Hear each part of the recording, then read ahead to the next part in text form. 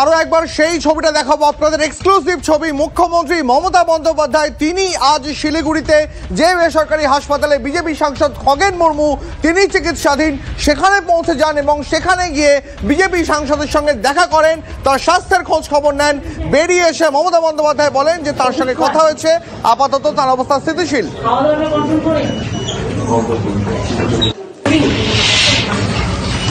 ওনার কি ডায়াবেটিস আছে? কতদিন ধরে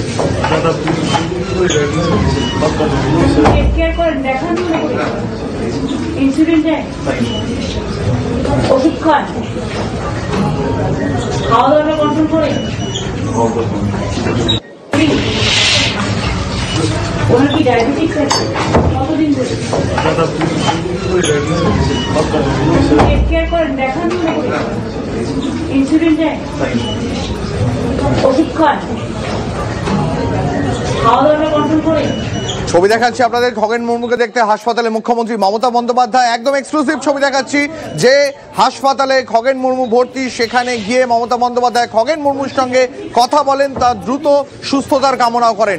আমাদের সহকর্মী সায়ন্তর সঙ্গে কথা বলবো, তার আগে মমতা বন্দ্যোপাধ্যায় তিনি কি বলেছেন শোনাই একবার আপনাদের।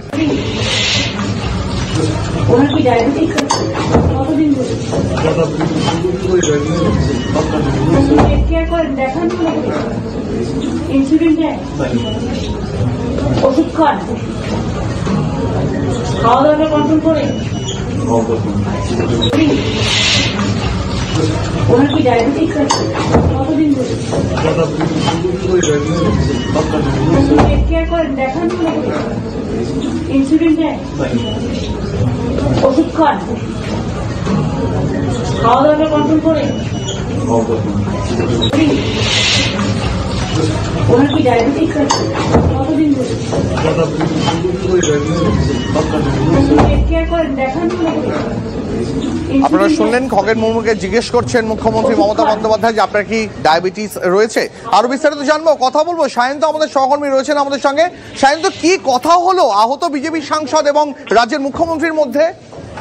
দেখো, মুখ্যমন্ত্রী মমতা বন্দ্যোপাধ্যায় আজ সেখানকার দুর্গতদের সঙ্গে দেখা করতে আসেন এবং সেখান থেকে সরাসরি তিনি হাসপাতালে যান, যেখানে খগেন মুর্মু বিজেপি সাংসদ ভর্তি রয়েছেন বিজেপি বিধায়ক শঙ্কর ঘোষও, এবং খগেন মুর্মুর সঙ্গে মুখ্যমন্ত্রী মমতা বন্দ্যোপাধ্যায় দেখা করেন। সায়ন্ত একটু আমাদের সঙ্গে থেকে এই মুহূর্তে আমাদের সঙ্গে রয়েছেন সুকান্ত মজুমদার, কেন্দ্রীয় শিক্ষা প্রতিমন্ত্রী। সুকান্ত বাবু, আমরা যে ছবি এই মুহূর্তে দেখাচ্ছি শিলিগুড়ির বেসরকারি হাসপাতালে, যেখানে আহত বিজেপি সাংসদ খগেন মুর্মু ভর্তি, তাকে দেখতে, তার সুস্থতার কামনা করতে সেখানে রাজ্যের মুখ্যমন্ত্রী পৌঁছে গিয়েছেন। এই গোটা বিষয়টাকে কিভাবে দেখছেন আপনারা? দেখুন, উনি নিজের ফেস সেভ করার জন্য ওখানে গেছেন, কারণ একজন সাংসদের উপর এইভাবে রক্তাক্ত হামলা হয়েছে ভারতবর্ষের, এটা তো বিরল, ভারতবর্ষে কোথাও এরকম হয় না। এবং তারপরে এখনো পর্যন্ত 24 ঘন্টা কেটে যাওয়ার পরেও উনি পুলিশ মন্ত্রী, ওনার পুলিশ কাউকে গ্রেপ্তার করতে পারেনি, একজনকেও গ্রেপ্তার করতে পারেনি। এত এফিসিয়েন্ট পুলিশ ভারতবর্ষে পাওয়া যায় না। তো ওনাকে তো মুখটা রক্ষা করতে হবে, সেজন্য মুখটা রক্ষা করার জন্য ওখানে গেছেন উনি। বেশ, ধন্যবাদ আপনাকে।